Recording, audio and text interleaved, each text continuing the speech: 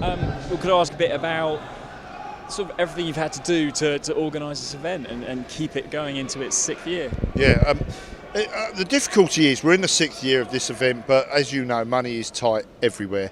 They stopped our funding from the police. I'm in the police and local council, Haringey Council, which was difficult because then I had to go out and try and get private sponsorship, private funding. I mean, this event's put on costs in the region of £50,000. So, you know, when you're trying to find the sort of sums we're talking about, when the money isn't out there, it's hard. We've managed to scrape it again this year. I won't stop trying to do it, and I'll keep trying to put it through and put it on. And it's an important event for grassroots, for young boxers. Absolutely. I mean, it's heartbreaking, really, because there should be tournaments like this every month, up and down the country, because how do you nurture your young talent that you want to become the Nicky Adams, the Anthony Joshua, you know, those sort of boxers that go through and perform to the levels they have, if the elite boxers and the better boxers don't get these sort of bouts and this sort of competition? Could I ask a bit about the Friday evening session and what's the work done around there with the community? Right, the Friday event we started because obviously we're not allowed to box for the whole 4 days, we have to have a break.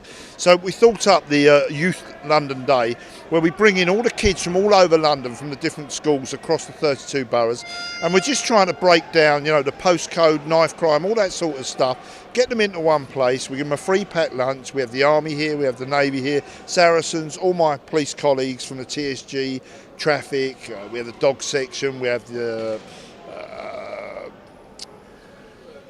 my mind's gone completely blank. We have the fire brigade I was trying to think of with their fire engine, and we have a bit of junior boxing on. You know, it's just about a bit of cohesion. It's about saying to these kids there is something different.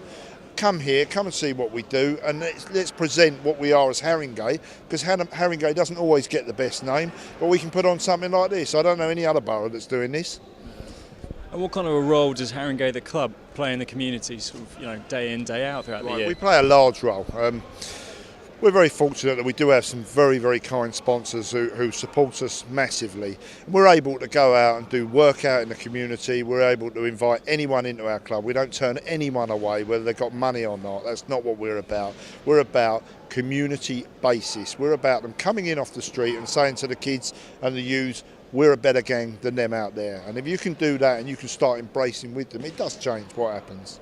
What would you say is special about the Box Cup? Is it having sort of everyone from novice to elite boxers all in one massive tournament in one amazing venue? Well, what I would say to you is what's special about it. I know if you've been to something like this, and I know most people haven't, it's about all the kids from grassroots all the way through. We've got every level here.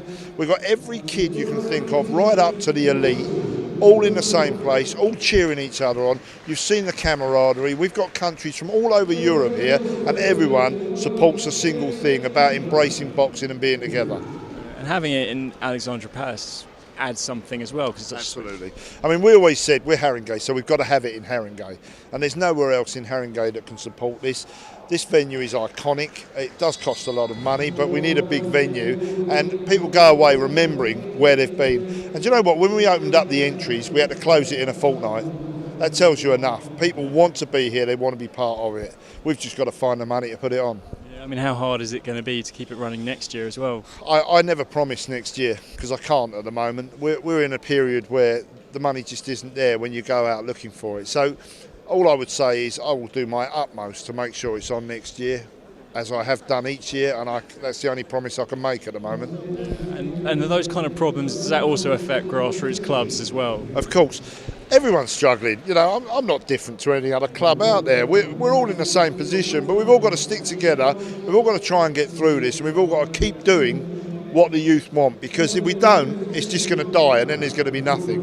And then you're going to see the disorder we had on the streets 2 years ago regularly happening, and things like that we just don't want.